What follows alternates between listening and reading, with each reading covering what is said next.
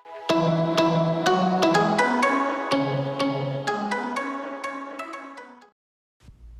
everyone, I'm Madeline from the Neo Cyber Institute. Welcome back to the channel, or hello if you're new. So as you can tell from the title of this video, we're going to be looking at adware, what it is, signs you have it, and even a few basic steps you can take to get rid of malicious adware. To start though, I want to mention, or perhaps introduce for the first time, what malware is. As Wikipedia defines it, malware, short for malicious software, is software used or programmed by attackers to disrupt computer operation, gather sensitive information, or gain unauthorized access to computers. And there are many different types of malware, the main types being ransomware, spyware, worms, adware, rootkits, Trojan horses, keystroke logging, and viruses. Now, in terms of adware specifically, not all adware is dangerous, but in this digital age that we're all in, it definitely has gotten a bad reputation. However, even if it isn't dangerous all the time, people will agree that it is a nuisance because what adware is software that automatically displays or downloads advertising material, usually unwanted, when a user is online. For this reason, adware is sometimes referred to as a browser hijacker. Now, showing users ads is what generates revenue for those who created adware, and the more users who see the ads, the more money they make. Moving on, we'll be looking at the type of adware that is malicious, and malicious adware causes pop-up ads as well, but can also steal personal data, which creators could potentially sell to make a profit. Again, they also put a more of an emphasis on hijacking your browser, so they usually modify your internet browser settings without you knowing or consenting. One example of malicious adware is Fireball, adware that was prevalent in 2017. It was estimated that Fireball was installed on about 250 million computers. And like other types of malicious adware, Fireball modified users' homepages and search engines and blocked attempts from changing them back. Fireball could also execute any code on the infected computers, as well as download other extensions or software. This function was problematic because it serves as a backdoor that can be used by others trying to gain access to your computer and your personal information. So how do you know that you've been infected with adware?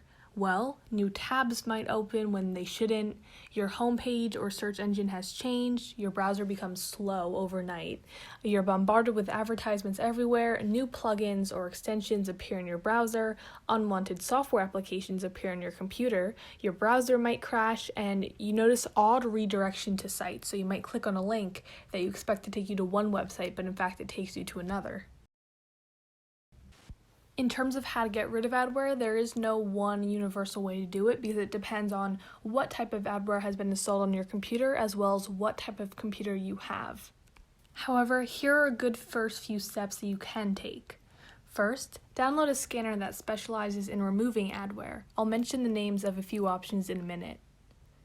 Next, delete extensions or applications that you do not recognize.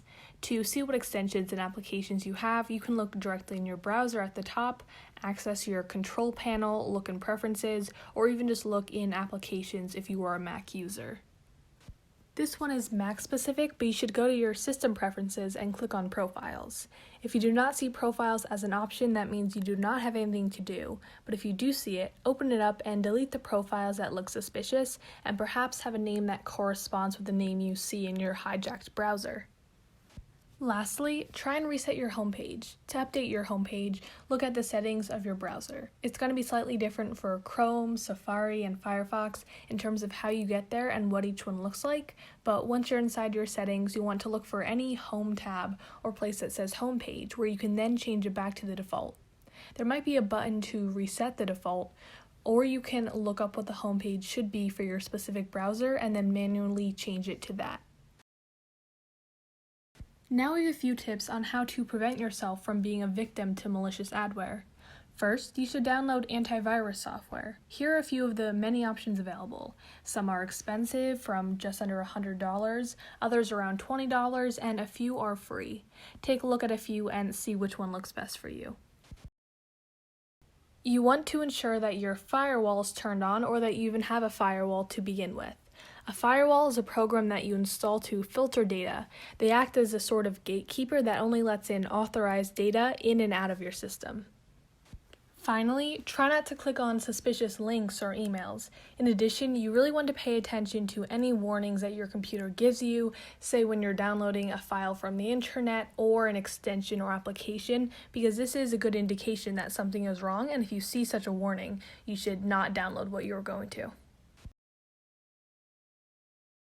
And that's it for today. Thank you all so much for watching. Please be sure to comment down below what you want to see next. If you want more videos on adware or anything else, remember to click the subscribe button and stay tuned for our next videos.